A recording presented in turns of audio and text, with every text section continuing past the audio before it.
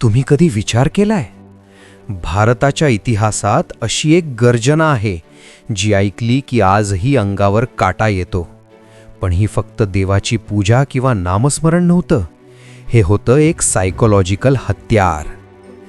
रणांगणावर जेव्हा समोर मृत्यू उभा असायचा तेव्हा मराठा मावळ्यांच्या मुखातून जय श्रीराम किंवा जय भवानी सोबतच सर्वात जास्त घुमणारा आवाज असायचा, हर हर महादेव. पण प्रश्न हा आहे की युद्धासाठी भगवान शंकराचेच नाव का निवडले गेले, विष्णू किंवा इतर देवतांचे का नाही?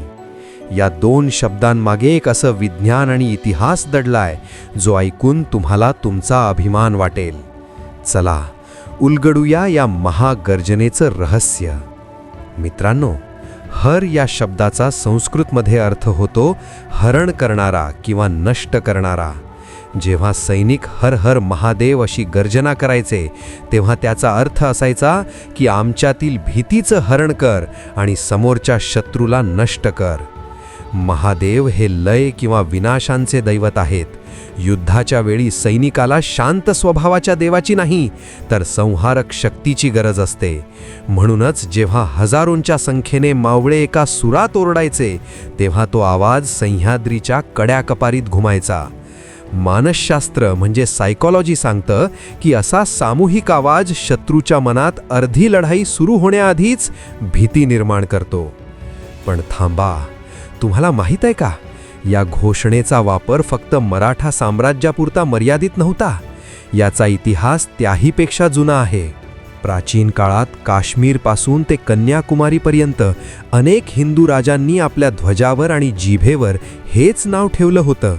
पण या घोषणेला खऱ्या अर्थानं मृत्युंजय बनवलं ते छत्रपती शिवाजी महाराजांच्या मावळ्यांनी.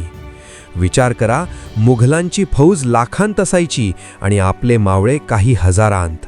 पण जेव्हा रात्रीच्या काळोखात गनिमी काव्यानं हल्ला व्हायचा आणि अचानक चारी बाजूंनी हर हर महादेवचा आवाज यायचा तेव्हा शत्रूला वाटायचं की साक्षात यमराजच चालून आले आहेत. ही गर्जना म्हणजे मावळ्यांसाठी ॲड्रेनलिन बूस्ट असायची, ज्यामुळे थकलेला सैनिकही 10 हत्तींचे बळ घेऊन लढायचा. आजही जेव्हा भारतीय सैन्य सीमेवर लढतं तेव्हा अनेक रेजिमेंट्सचा वॉर क्राय किंवा युद्धघोष काय आहे? तोच हर हर महादेव.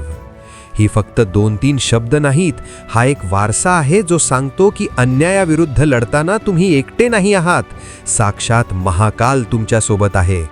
त्यामुळे पुढच्या वेळी जेव्हा तुम्ही हर हर महादेव म्हणाल तेव्हा लक्षात ठेवा की तुम्ही फक्त देवाचं नाव घेत नाही आहात तर त्या लाखो शूरवीरांना नमन करत आहात ज्यांनी या घोषणेसाठी आपलं रक्त सांडलं. तुम्हाला या इतिहासाबद्दल काय वाटतं आणि तुमचा आवडीचा दुसरा युद्धघोष कोणता आहे?